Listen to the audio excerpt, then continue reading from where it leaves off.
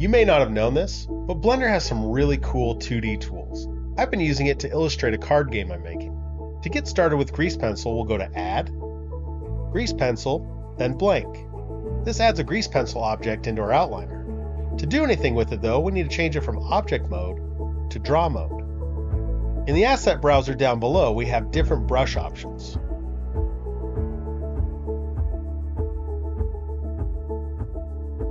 If you want to edit the points on your stroke, you can go to Edit Mode.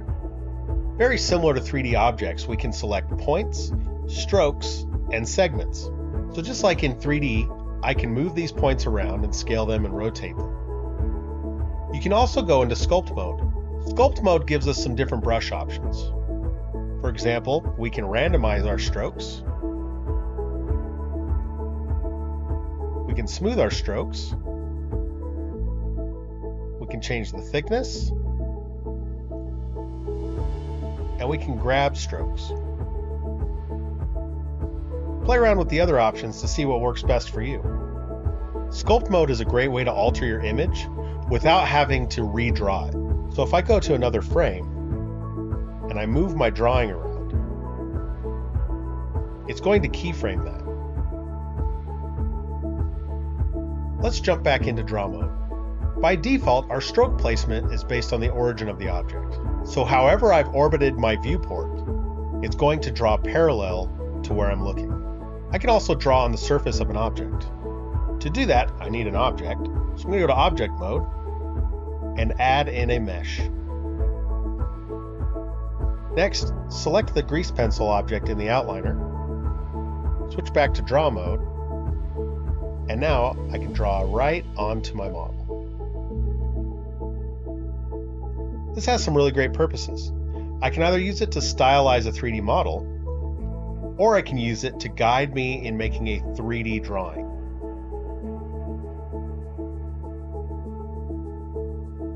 Another option we have is stroke. So if I make a stroke here, and then I go to a different view, I can go from this end to this end, and it will make sure that that's connected. Next to our stroke placement, we have drawing plane. So by default, it's based on your view. So like I said, wherever you're viewing, it'll draw parallel. But what if we wanted to stick to a specific plane?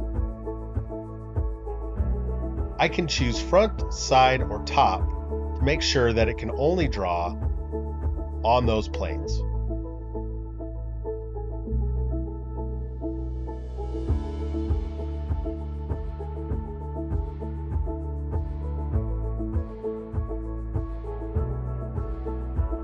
Next, let's talk about materials. Go to the Material tab in the Properties window. You can see we have one material here. It's set to stroke and its color is black. If I click in there, I can change the color of this stroke. So anything using this material will always be this color. I can add in another material or delete a material by clicking this plus and minus. I'll go ahead and click New, but this time instead of doing a stroke, let's turn that off and turn on Fill. I can change the fill color, and what it does is it fills inside of my stroke. If I turn on Holdout, it will subtract anything that's behind it. Let's move over to the Object Data Properties tab. And this is where we have layers and masking. So right now I just have one layer. I'm going to go ahead and minus that so we don't have this drawing anymore. Let's add a new layer. And I want to create a masking layer. So I'm going to do my solid stroke here. And I want to make sure that whatever I draw is going to be limited to this layer here.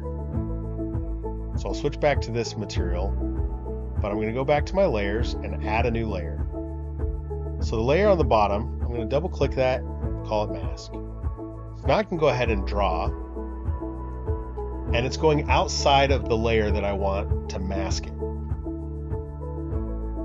So with this layer selected, I'm going to turn on masks, make sure this is opened up, click plus, and then you can select from available layers. I'm going to choose the mask layer. So now you can't see this drawing outside of this layer. It's important to note but the mask only works if the mask layer is below the layer that you're wanting to mask out. You can also select the mask layer that you have and invert it. And you can hide that mask. You can have as many masks as you want by clicking the plus or minus button. Grease pencil layers also have blending modes similar to things like Photoshop. Inside the layer, we can turn on and off masks, turn on and off onion skinning, visibility of the layer itself, and we can lock that layer so I can no longer draw on top of it. To help organize your drawings, you can add group layers. By adding a new group layer, you can add new layers into that. I've seen some really great things done with the Grease Pencil tool. I'd love to see what you're working on. Give Grease Pencil a try out for yourself. That's all for now.